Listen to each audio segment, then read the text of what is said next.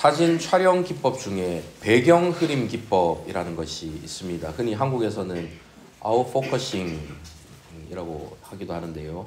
한국에서만 쓰는 콩글리시라고 하더라고요. 어쨌든 뭐 이런 기법이 있습니다. 이 기법은 초점을 맞추고자 하는 대상만 선명하게 나오고 그 뒷배경은 흐리게 나와서 초점을 맞춘 그 대상이 더욱 부각될 수 있도록 하는 그런 기법입니다. 이때 초점을 잘 맞춰야 하는데 잘못해서 배경에 초점이 맞춰지면 정작 V하고 서 있는 사람은 막 흐리게 나오고 뒤에 있는 식당 간판만 막 선명하게 나오는 그런 일이 생기기도 합니다. 그래서 초점을 어디에 맞추느냐 하는 것이 굉장히 중요하지요. 이를 사람으로 적용을 하면 우리가 바라보는 시선 또 나 자신과 세상을 바라보는 관점이 굉장히 중요하다라는 것입니다. 눈이 잘 안 보이는 한 사람이 있습니다. 저기 있는 저게 뭐냐고 묻습니다. 그거 의자라고 알려줍니다. 저기 서 있는 저 사람이 누구냐 하고 묻습니다. 아, 그분은 당신의 아내입니다 라고 말해줍니다. 그런데 이런 식으로 일일이 묻는 대로 다 알려주며 살 수는 없습니다. 이 문제가 어떻게 극복될 수 있을까요? 그 사람에게 안경을 주면 됩니다. 안경을 쓰는 것을 시력을 교정한다라고 하지요. 안경을 통해서 초점을 맞추고 시력을 교정하면 뿌옇게 흐리게 보이던 것이 선명하게 보입니다. 근본적인 문제가 해결되는 것이지요. 그리스도인이 써야 할 안경, 그리스도인이 자기 자신과 이 세상을 바라볼 때에 가져야 할 중요한 관점이라는 것이 무엇일까요? 그것은 바로 예수 그리스도의 복음입니다. 복음의 안경으로 자신을 바라볼 때에 우리 인생에 복음의 초점을 맞춰서 세상을 바라보고 인생을 바라볼 때에 우리 인생의 수많은 일들을 해석하는 그 방식이 달라질 수 있을 것입니다. 오늘부터는 우리의 시선을 옮기고 어긋난 시력을 교정해서 우리 삶 전체를 바꿀 수 있는 이 복음에 대한 근본적인 말씀을 나누기를 원합니다. 약 한 8주 정도 이어질 텐데요. 주변에 복음에 대해서 깊이 알고 싶으신 분들, 또 복음이 필요하신 분들 계시면 모시고 오셔서 함께 복음에 대해서 정리해 보실 수 있었으면 좋겠습니다. 자, 그러면 오늘 본문의 내용을 먼저 한번 살펴보도록 하겠습니다. 본문 앞구절인 12장 1절에서 12절까지는 예수님께서 수많은 무리들 가운데에 제자들에게 바리새인들의 외식을 경계하고 환난을 이기는 신앙에 대해서 가르치시는 그런 내용이 나옵니다. 그리고 오늘 본문인 13절부터 21절까지는 탐심과 생명 그리고 어리석은 부자 비유라는 내용으로 전환되고 있습니다. 예수님의 말씀을 듣고 있던 무리 중에 한 사람이 예수님 앞으로 나옵니다. 그리고는 예수님의 말씀을 듣다 보니까 그 사람에게 있어서 예수님이 참 훌륭한 선생님, 히브리어로 하면 훌륭한 랍비로 보였습니다. 당시 사람들은 어떤 분쟁 같은 것이 있거나 문제가 있을 때에 사람들에게 존경받는 이 랍비에게 찾아가서 그 분쟁을 해결할 수 있는 공정한 판결을 내려달라고 부탁을 하던 그런 문화가 있었습니다. 무리 중에 나왔던 이 사람도 예수님을 그런 랍비, 그런 선생 중 한 사람으로 보고 그 앞에 나섰던 것이죠. 그가 말합니다. 선생님, 내 형을 명하여서 유산을 나와 나누게 하소서. 모세의 율법에 의하면 재산의 상속은 장자에게 우선권이 주어져서 부모의 상속 재산을 장자에게 3분의 1을 주고 그 동생에게는 3분의 1을 갖도록 하는 그런 규정이 있습니다. 신명기 21장에 나오는 규정이지요. 아마도 이 사람은 형이 이 율법을 지키지 않고 자기에게 주어진 그 몫을 제대로 주지 않은 것에 대해서 아주 큰 불만을 품고 있는 것처럼 보입니다. 그는 많은 사람들에게 권위를 인정받고 있는 이 예수님께 자신의 문제를 해결해 달라고 지금 요구하고 있는 것이지요. 사실 어찌 보면 충분히 있을 수 있는 그런 일입니다. 동생의 입장에서는 당연한 불만이고 그 당시 풍습에 의해서도 훌륭한 랍비에게 이런 요구를 하는 것은 흔히 있는 일이었으니까요. 그런데 그 다음 예수님의 반응을 한번 보십시오. 본문 14절입니다. 이르시되 이 사람아 누가 나를 너희의 재판장이나 물건 나누는 자로 세웠느냐 하시고, 여기서 이 사람아 라는 것은 단순히 그를 부르는 호칭이라기보다는 다른 사람을 책망하는 어투로 부르는 말입니다. 우리말에도 좀 부정적인 호칭이 뭐가 있을까요? 이 양반아 뭐 이런 말이 있을 거예요. 조금 심하게 하면 야 이놈아 뭐 이런 말이 될 수 있을 것 같습니다. 그런 뉘앙스로 보시면 되는데요.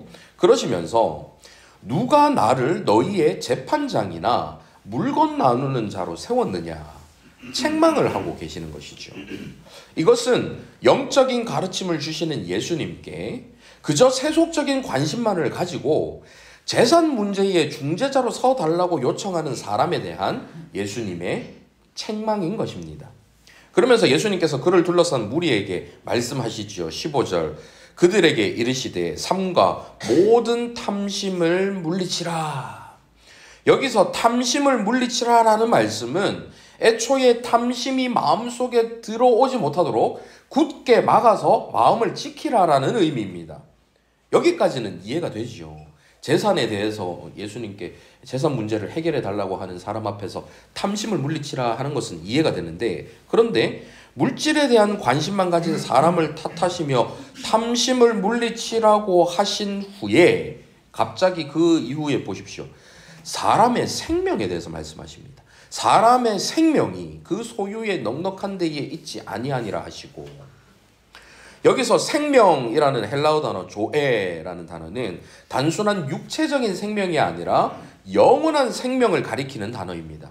예수님께서는 이 세상의 소유로는 절대로 얻을 수 없는 영원한 생명에 대한 말씀을 하시는 것이지요. 다시 말하면 탐심이 단순히 물질에 대한 욕심만을 가리키는 것이 아니라, 더 갖고 싶다라는 그런 마음의 욕심만을 가리키는 것이 아니라 탐심이 몰두하게 만드는 현세에 대한 관심, 지금 오늘 이 순간에 대한 관심, 그 관심과 영원한 생명이 가리키는 영원성에 대한 이 대조를 보여주고 계신 것입니다. 이러한 대조는 그 이후에 바로 이어서 말씀하시는 어리석은 부자에 대한 비유에서 더욱 확실하게 나타납니다. 한 부자가 있었습니다. 그 부자는 그 밭에 수확할 곡식들이 풍성한데 그것들을 다 수확하기 전에, 그 전에도 이미 곳간에 쌓아둘 곳이 없을 정도로 많은 소유를 가지고 있는 아주 큰 부자였습니다. 그가 새로 수확할 이 곡식들을 쌓아둘 곳이 없어서 고민을 하다가 곡간을 헐어버리고 더 크게 지어서 모든 곡식을 쌓아두겠다라고 마음먹었지요. 그리고 넘치도록 쌓아둔 것을 보면서 생각합니다. 몇 년 동안 쓸 물건을 많이 쌓아두었으니 이제 평안히 쉬고 먹고 마시고 즐거워하면 되겠다.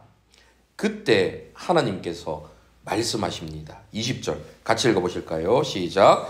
하나님은 이르시되 어리석은 자여 오늘 밤에 내 영혼을 도로 찾으리니 그러면 내 준비한 것이 누구의 것이 되겠느냐 하셨으니, 아무리 곡식을 많이 쌓아두고 아무리 미래에 대한 준비를 철저히 한다 해도 오늘 밤 하나님께서 영혼을 도로 찾아가시면 이 땅에 쌓아둔 것은 아무 소용이 없습니다.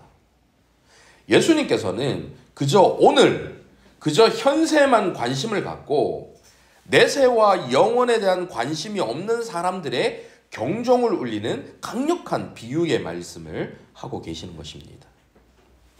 기독교에 대한 심각한 박해가 있었던 초대교회 신자들은 참혹하게 순교를 당하는 그 순간에도 이 땅에서의 삶 그 이후에 주님과 영원히 함께할 천국의 소망을 품고 당당하게 그들의 믿음을 지켜나갔습니다.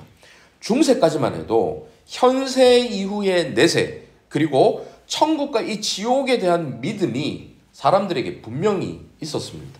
중세 교회에서는 사람들의 그 믿음을 더욱 고취시키기 위해서 천국의 아름다움과 지옥의 무시무시한 모습들을 더욱 생생하게 시각화하는 일에 몰두했지요. 성당에 여러 가지 그림들로 막 표현을 한다거나 조각상 같은 것들로 이렇게 표현을 했었습니다. 여러분, 유럽의 성당들에 있는 조각들, 특히 파리에 있는 이 노트르담 대성당 정문 위에 정교한 조각들을 보신 분이 혹시 계신지 모르겠습니다. 사진으로도 준비가 되어 있는데요.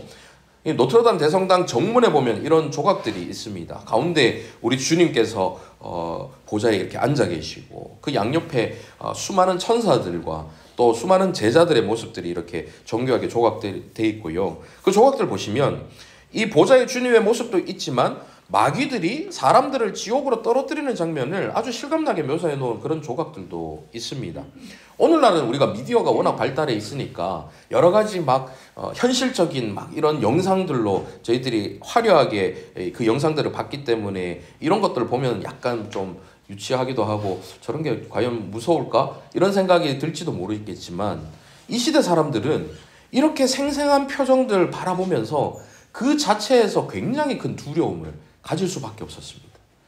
교회에서는 그런 두려움을 가지도록 더 생생하게 그림을 그리고 더 생생하게 조각을 해두었죠. 정문 앞에 있는 이 조각들을 보면서 그 교회에 출입할 때마다 들어갈 때마다 사람들은 우리 주님에 대해서 그리고 천국과 지옥에 대해서 사탄에 대해서 이 사탄을 몰아내는 그 지옥 상황에 대해서 아주 생생하게 두려움을 가졌습니다. 교회는 그런 사람들의 두려움을 이용해서 더 많은 면벌부를 팔기도 하고 죄를 면하는 면죄부가 아니라 벌을 면하는 면벌부가 더 정확한 용어인데요. 면벌부를 팔기도 하고 자신들의 일을 취하는 일에 악용하기도 했습니다. 그때까지만 해도 내세나 영원, 천국과 지옥에 대해서 굳이 강조하지 않아도 사람들이 자연스럽게 그런 것들을 믿었던 그런 시대였던 것이죠.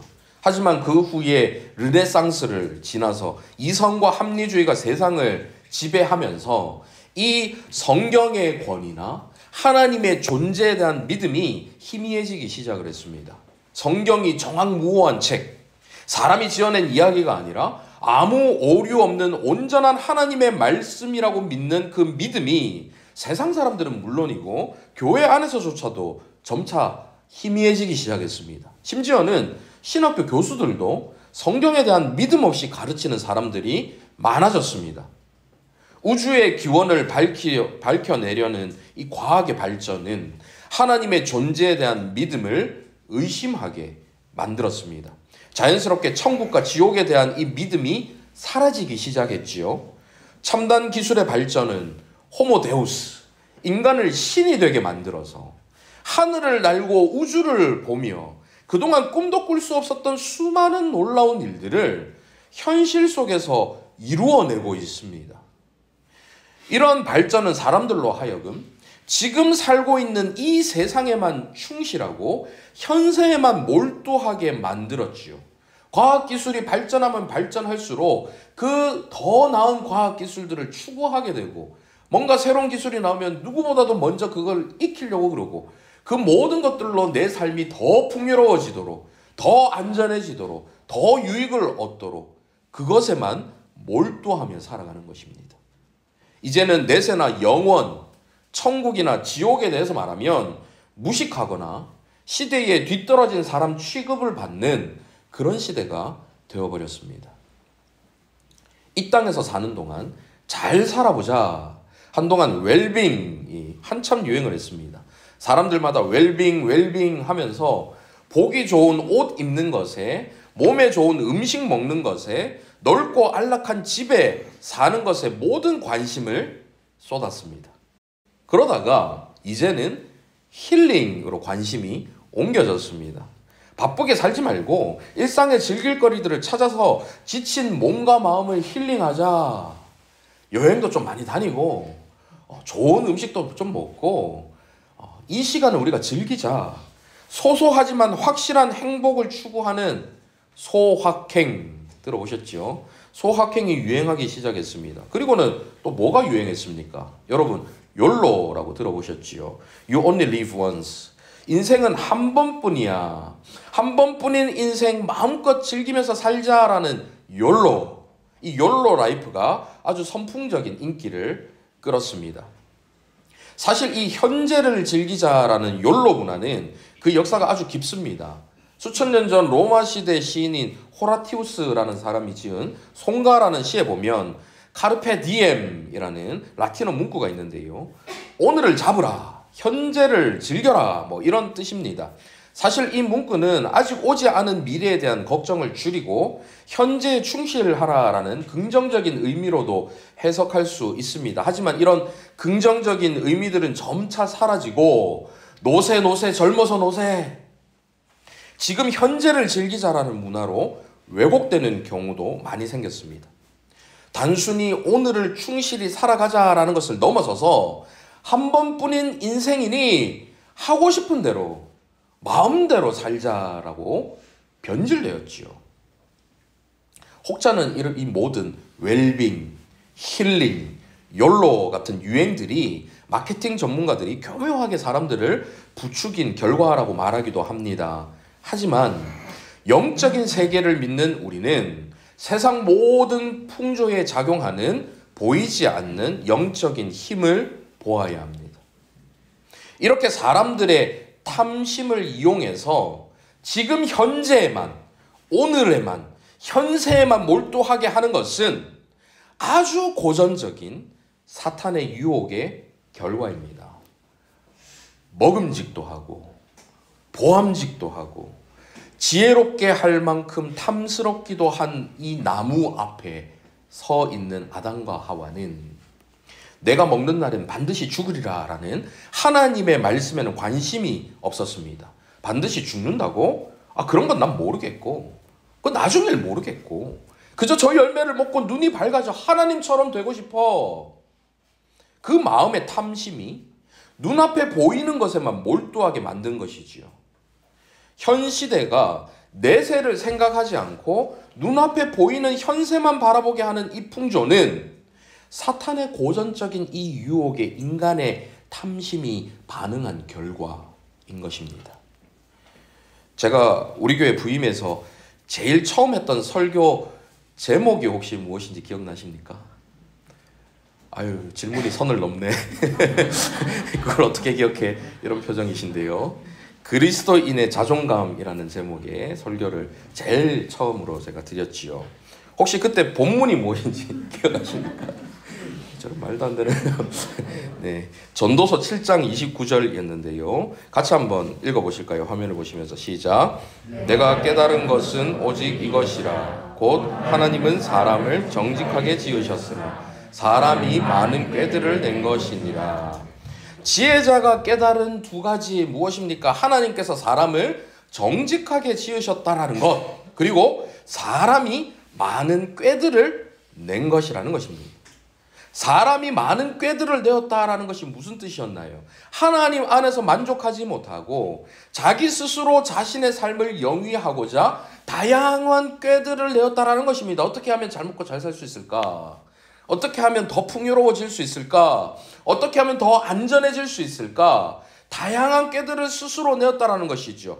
하나님께서 주신 질서 안에서 머물기를 스스로 거부하고 꾀를 내어서 타락한 상태에 이르게 되었다라는 뜻이라고 말씀을 드렸습니다. 기억이 잘 안 나시는 분들은 그때 영상을 다시 한번 보시기를 바랍니다. 오늘 본문을 연구하면서 아주 재밌는 발견을 하나 했는데요. 주석에도 없는 그런 내용이었습니다. 지금 살펴본 이 전도서에 많은 꾀들이라는 단어를 한번 염두에 두시면서 오늘 본문 17절을 한번 보십시오. 같이 읽어보실까요? 17절 시작. 심중에 생각하여 이르되 내가 곡식 쌓아둘 곳이 없으니 어찌할까 하고. 여기서 지금 어리석은 부자가 곡간은 다 차 있고 수확한 곡식은 많은 상황에서 심중에 생각하여 라는 표현이 나옵니다. 여기서 생각하다라는 단어는 미완료 과거 시제인데 한 번만이 아니라 계속해서 골똘히 생각하고 또 생각하고 하는 것을 강조하는 표현이지요. 계속해서 이런저런 방법을 강구하며 생각했다라는 거. 이 곡간의 곡식들을 어떻게 할까 연구하고 어떻게 하면 더 잘 쌓아놓을까 생각하고 계속해서 생각했다라는 것. 즉 많은 꾀들을 낸 것입니다. 전도서에서 나오는 많은 꾀들이라는 히브리어 단어를 헬라어로 바꾸면 오늘 본문 17절의 이 생각하다라는 단어와 같은 어근을 가진 단어가 됩니다. 재미있죠? 무슨 말씀이냐면요. 타락한 인간이 하나님 없이 자기 스스로의 힘으로 자신의 삶을 영위하고자 다양한 꾀들을 내는 것과 오늘 이 어리석은 부자의 심중에 생각하여라는 이 생각이 같은 행위라는 것입니다. 따라서 탐심으로 현세에 몰두하는 이 어리석은 부자의 모습은 성경에서 구약시대부터 오랫동안 지적하는 전형적인 타락한 인간의 모습이라는 것이지요. 이 부자는 계속해서 내 곡식, 내 곡간, 내 모든 곡식과 물건, 내 영혼, 이렇게 자신의 소유에 대한 아주 강한 집착을 보이면서 자기 자신에게만 초점을 맞추는 모습을 나타내고 있습니다. 그러면서 19절 평안히 쉬고 먹고 마시고 즐거워하라 하자. 이것을 직역하면 내 영혼아 너는 쉬라, 먹으라, 마시라, 즐거워하라. 모두 명령형입니다. 이 사람은 자기가 그리는 대로 미래가 펼쳐질 것이라고 생각하고 자기 영혼에게 미래를 명령합니다.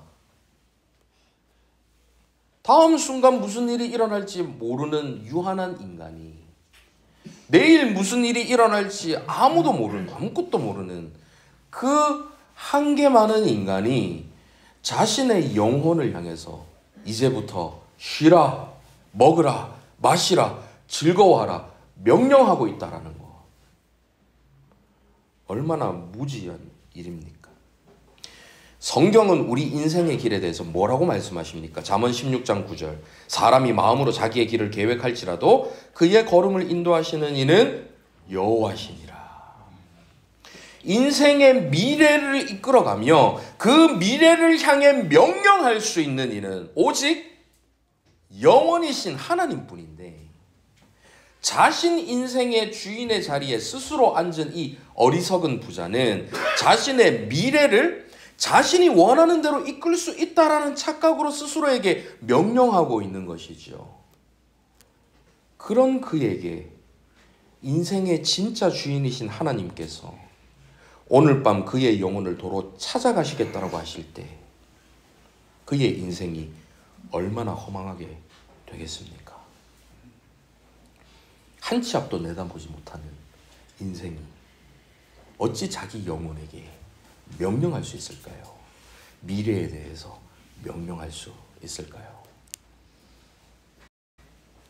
이렇게 현세에만 집중하게 하는 세상 풍조에 진짜 문제는 따로 있습니다. 단순히 내 뜻과 다른 미래를 만나서 허망해지고 허무해지고 허탈해지는 것을 넘어서서 이렇게 현세에만 보게 하는 이 세상 풍조의 진짜 문제, 그것은 따로 있습니다. 배후에서 이런 풍조를 조장하는 사탄의 진짜 목적 따로 있지요. 사탄은 사람들에게 직접적으로 하나님을 떠나라라고 말하지 않습니다. 예수님을 싫어하라고 말하지 않습니다.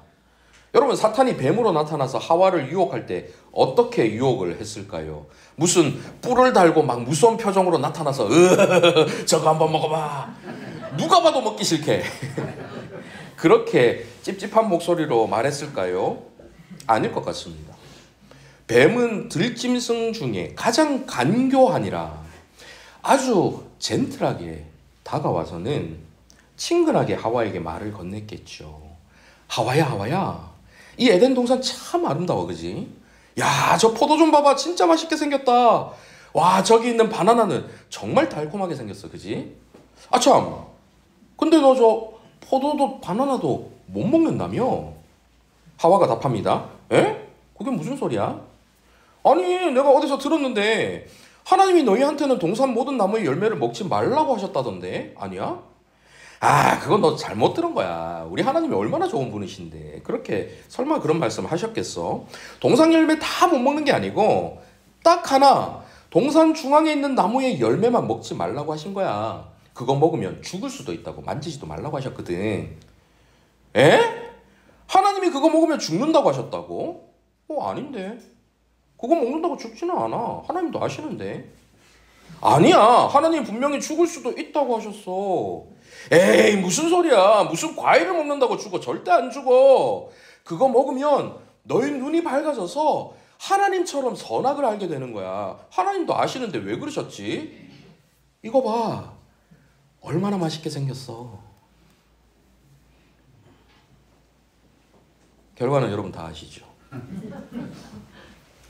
사탄이 단순히 아담과 하와가 열매를 먹게 하는 것에 관심이 있었을까요? 그것을 먹으면 하나님과의 관계가 깨어진다는 것을 몰랐을까요? 아니요. 오히려 너무 잘 알았습니다. 사탄 그 스스로가 하나님을 반역해서 하나님과의 관계가 깨어졌기 때문에 그런 상태가 얼마나 비참한 상태인지를, 어떤 상태인지를 너무나도 잘 알고 있었고, 자신과 같이 인간들도 하나님의 말씀을 어기고 열매를 먹는 것으로 하나님과의 관계를 깨뜨리게 하는 것, 그것이 바로 사탄의 진짜 목적이었던 것이지요. 마찬가지로 사탄은 오늘날에도 직접적으로 자신의 목적을 드러내지 않습니다.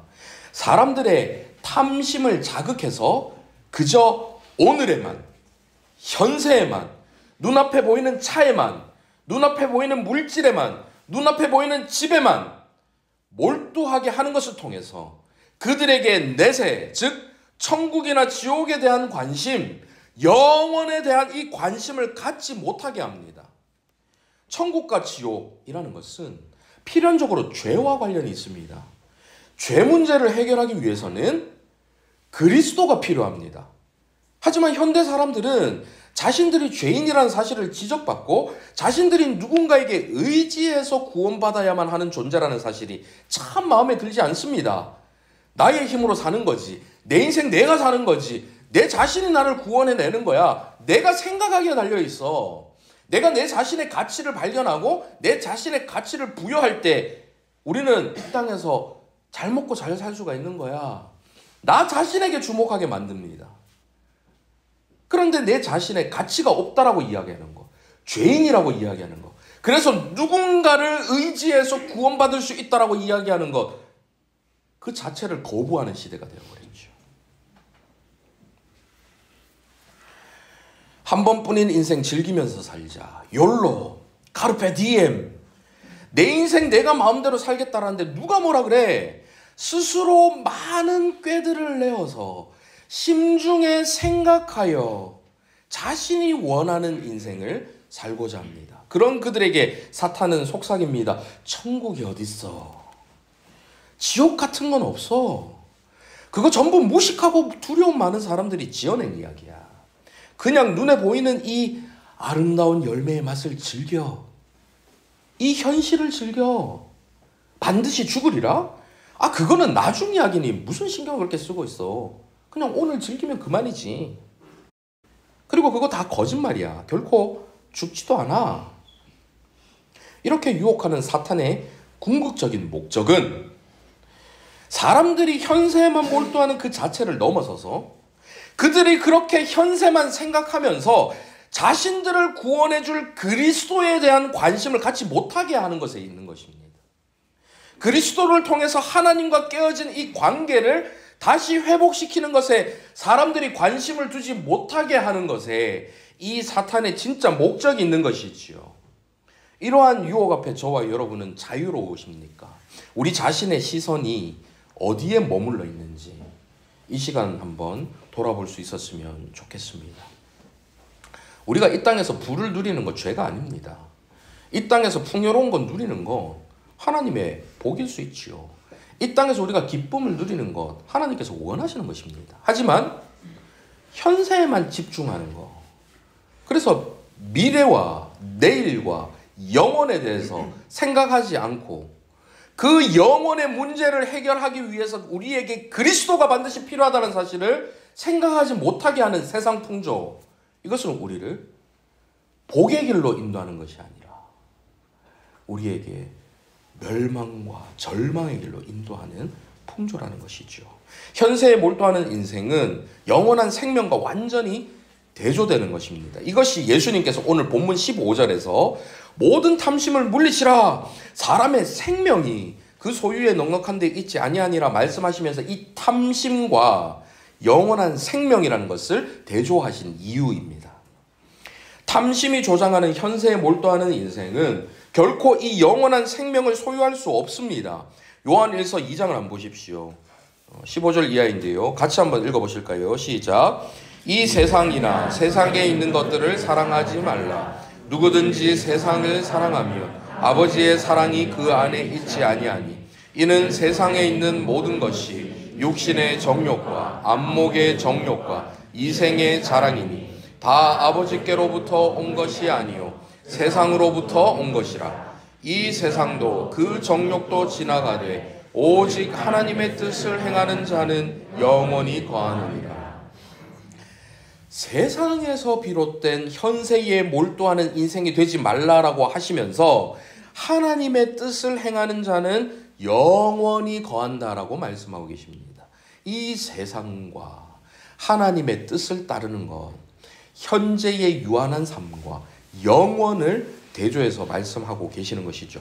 요한복음 6장 27절도 한번 보십시오. 썩을 양식을 위하여 일하지 말고 영생하도록 있는 양식을 위하여 하라. 이 양식은 인자가 너희에게 주리니 인자는 아버지 하나님께서 인치신 자니라. 썩어 없어질 눈에 보이는 양식에 몰두하지 말라고 하십니다. 인자가 주시는 영생하도록 있는 양식을 위하여 일하라라고 말씀하고 계시지요. 이 사람의 영원한 생명, 영원히 거하는 것, 영생하도록 있는 양식, 이런 것들은 어떻게 얻을 수 있을까요? 요한복음 3장 16절 같이 한번 읽어보실까요? 시작. 하나님이 세상을 이처럼 사랑하사 독생자를 주셨으니 이는 그를 믿는 자마다 멸망하지 않고 영생을 얻게 하려 하심이라. 36절도 같이 읽습니다. 시작. 아들을 믿는 자에게는 영생이 있고 아들에게 순종하지 아니하는 자는 영생을 보지 못하고 도리어 하나님의 진노가 그 위에 머물러 있느니라. 4장 14절 이런 말씀이 있습니다. 내가 주는 물을 마시는 자는 영원히 목마르지 아니하리니 내가 주는 물은 그 속에서 영생하도록 솟아나는 샘물이 되리라. 요한복음 14장 6절도 보십시오. 예수께서 이르시되 내가 곧 길이요 진리요 생명이니 나로 말미암지 않고는 아버지께로 올 자가 없느니라. 오직 예수 그리스도만이 길이요 진리요 생명입니다.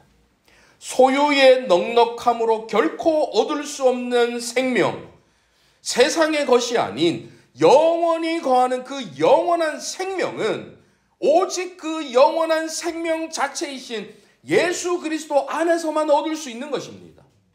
유일한 생명이신 그 예수 그리스도를 믿는 자만이 그분 안에 있는 영원한 생명, 영생하도록 솟아나는 샘물, 영생하도록 있는 그 양식을 얻을 수가 있는 것이지요. 어리석은 부자는 이 세상의 창고에만 자신의 그 재물을 쌓았을 뿐 영원한 하나님 나라를 위해서는 아무것도 준비하지 않았습니다. 겉으로는 풍요로워 보였지만, 부족함이 없어 보였지만 내면적으로는 그의 삶에서 아무것도 얻지 못한 공허한 인생이었지요. 영원을 믿는 저와 여러분은 영원을 위해서 살아가야 합니다. 이 말씀은 현세를 떠나서 허무주의자가 되자는 것이 아닙니다. 돈을 벌지 말자는 것도 아닙니다. 부자가 되지 말자는 것도 아닙니다. 종말만 기다리며 집 팔고 가족 내팽개치고 살자는 것이 아닙니다. 이 땅 이후의 삶에 대한 관심을 갖고 그 영혼을 준비하며 살아가자는 것입니다. 현재에만 머물러 있는 우리의 시선을 들어서 영혼을 바라보며 그 영혼 안에서 현재를 살고 영혼 속에서 오늘을 살자라는 것이지요. 이 세상만 보면서 사는 사람들은 이 좋은 시간에 이 자리에 이렇게 앉아있지 않습니다. 들로, 산으로, 바다로 좋은 것 보러 다니겠지요. 맛있는 거 먹으러 다니겠지요. 풍요를 누리고 안전을 누리고 유익을 누리러 다니겠지요. 돈을 더 벌러 가겠지요. 하지만 영원을 준비하며 영원을 위해 사는 사람들은 하나님 앞에 나와서 영원이신 주님의 그 말씀을 듣습니다. 이것이 바로 영원을 위한 삶입니다. 세상에서 내 자신이 잘 먹고 잘 살고 내 자신을 위해서 집중하며 살아가는 삶이 하나님의 영광을 위하여 살아가는 삶으로 바뀌는 것, 그것이 바로 영혼을 위한 삶입니다. 그 영혼을 위한 삶이 우리 가운데 필요한 것이지요. 현재에만 머물러 있는 우리의 시선을 들어서 영혼을 바라보며 영혼 안에서 현재를 살아가는 것. 본문 21절을 보십시오. 자기를 위하여 재물을 쌓아두고 하나님께 대하여 부요하지 못한 자가 이와 같으니라. 여기서 자기를 위하여와 하나님께 대하여가 극명하게 대조됩니다. 자기를 위하여 사는 이 부자를 예수님은 어리석은 부자다라고 말씀하셨습니다. 이 땅의 삶에만 몰두하며 땅의 재물을 쌓는 자를 예수님은 어리석다 말씀하셨습니다. 그리고 자기에 대한 시선을 하나님께로 돌리라라고 말씀하십니다. 이것은 단순히 재물에 대한 말씀을 넘어서서 우리의 삶의 초점을 자신과 현세에서 하나님과 영원으로 돌리라는 말씀입니다. 이것은 구체적으로 어떤 삶입니까? 영생을 소유한 삶이지요. 즉 그 영생 자체이신 예수 그리스도를 소유한 삶을 의미하는 것입니다. 예수 그리스도를 믿고 예수 그리스도와 함께 살아가는 삶. 내 인생의 주인이 내가 아니라, 그래서 내 영혼에게 잘 먹고 잘 살아라 명령하는 내 인생의 주인이 내가 되는 것이 아니라 예수 그리스도께서 나의 인생의 주인이 되셔서 왕이 되셔서 그분에게 이끌림 받고 이 땅에서 그리스도께서 사신 것처럼 우리도 그 걸어가신 길을 따라 사는 삶. 그것이 바로 영혼을 위한 삶인 것이지요. 땅을 향한 눈을 들어서 하늘과 영혼을 바라보며 우리의 삶을 통해 주변 모든 사람들에게 영원한 생명이신 예수 그리스도를 나타내는 영원 속에서 오늘을 살아가는 저와 여러분 되시기를 간절히 바랍니다. 아멘. 말씀을 생각하며 함께 찬양하시겠습니다. 예수는 내 힘이요 내 삶의 이유라는 찬양입니다.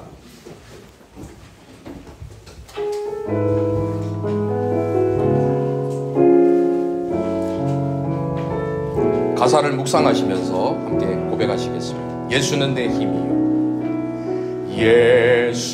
예수는 내 힘이요 나의 기쁨 내 참 소망 그 이름의 생명이 내 삶의 이유라. 예수는 내 힘이요 예수는 내 힘이요 나의 기쁨 내 참 소망 그 이름의 생명이 내 삶의 일. 다시 한번 고백합니다. 예수는 내 힘이요 예수는 내 힘 나의 기쁨 나의 기 내 참 소망 그 이름의 생명이 내 삶의 이유라.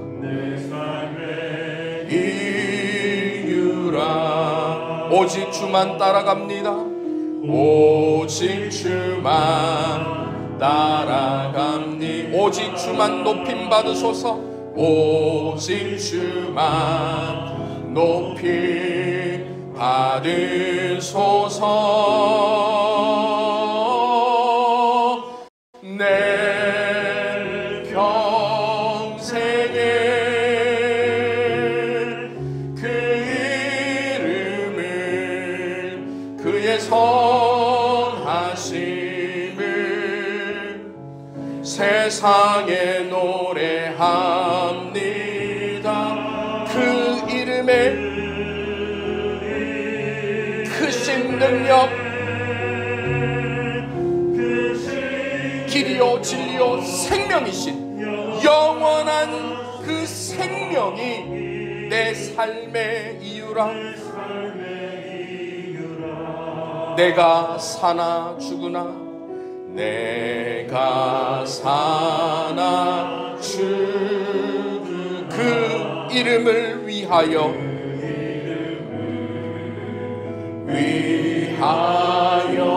내 모든 것 다 드리니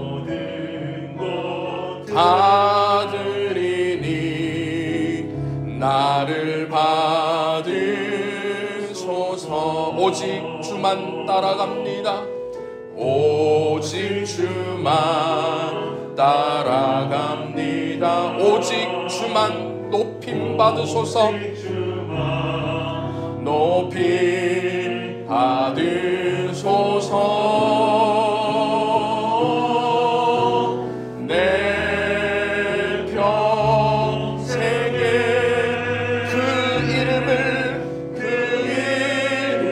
그의 선하심을 세상에 노래합니다. 그 이름에 크신 능력, 크신 영원한 생명이 내 삶의 이유라.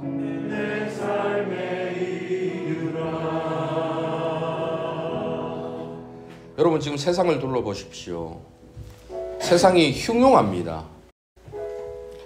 하지만 지난 역사를 돌아보면 세상이 흉흉하지 않았던 적은 없습니다. 전쟁이 없었을 때가 있었나요? 기근이 없었을 때가 있었습니까? 범죄가 없었을 때가 있었습니까? 없었죠.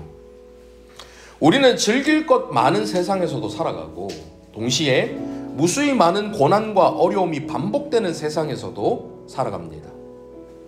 영원한 생명이신 그리스도를 소유한 그리스도인들은 현세의 끝에 있는 영혼을 위해 살아가기 때문에 이 땅이 주는 일시적인 기쁨, 이 땅이 주는 일시적인 고난, 그 모든 것에 의연하게 대처할 수가 있습니다.